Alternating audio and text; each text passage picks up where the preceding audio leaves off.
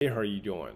When people's mind is completely covered with a sense of despair and hopelessness, they tend to pity their circumstance so that they tend to fall into depression and to give up thinking out solution to get out of this current situation.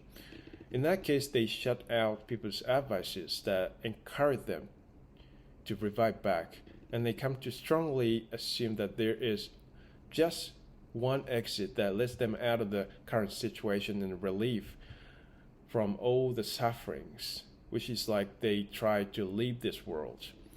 So the bigger the size of sufferings they get, the more tendency they have like they shut out anyone from their mental territory because they come to think that nobody can understand their circumstance.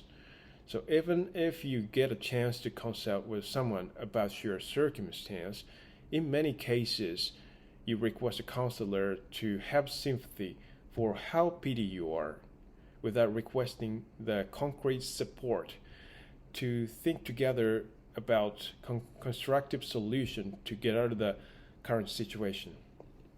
So this is a melancholy.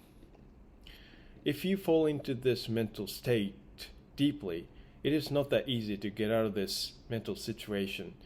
To make matters worse, you end up deciding to finish your life. So, because the way of thinking that there is no way out of this terrible situation becomes predominant in your head, and you start rejecting any possible suggestions about solution to get out of this current terrible situation. So, there's no difference. There's no difference from self-injury behavior. So, usually before you fall into serious morbid depression, you should do something about it, right? If you fall into such a mental state, it's almost impossible for you to revive back unless you receive assistance from someone. The one big problem that people who fall into serious depression is like they are so pessimistic that they lose objective view. So the place where their mental is pushed is like very very tiny small gap in the corner of their heart that is mostly filled with a sense of worries and despair and disappointment or sadness or hopelessness or something like that. So the size of mental leeway that enables them to think possibly and objectively and constructively is very, very small, not enough for them to judge something reasonably. So, needless to say.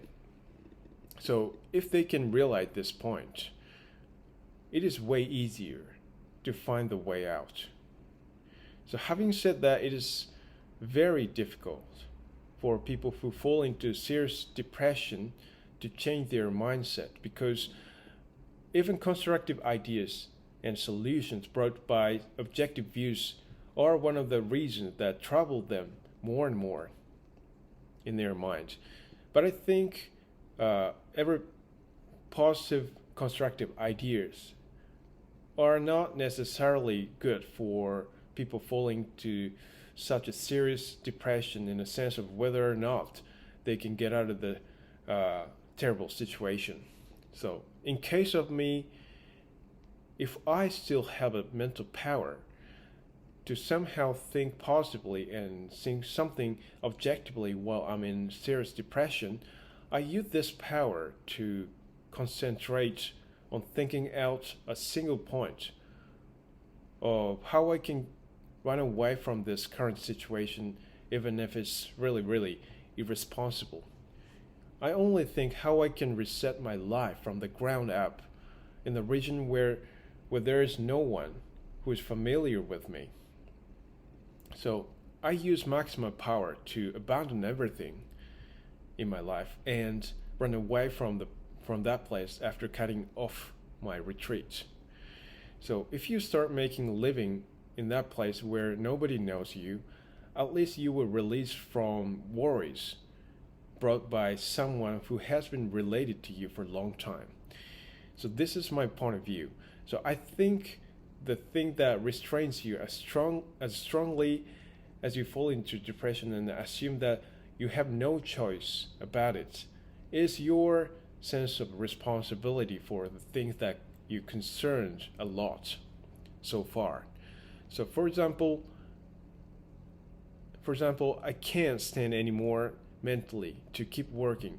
I have been really tired recently because I sleep for 3 hours a day because of crazy amount of work. I really need a rest for a couple of days to get over my mental situation, mental condition.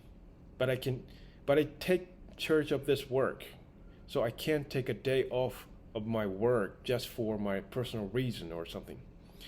So responsibility for someone or something, and consideration for someone or something, are very very strong emotion that restrains you very strongly, and that doesn't make you choose abandon them.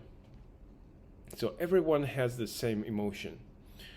The longer relationship and involvement you have with someone or something, the stronger emotion that you have that doesn't make you choose abandon because of strong sense of responsibility. So if you want to break off the relationship, you just run away from that place, even if it's just superficial trial, and even if it's irresponsible. If you have a strong if you have a strong will enough to decide to finish your life, there is nothing easier than you run away from there and find a new place to live, I think.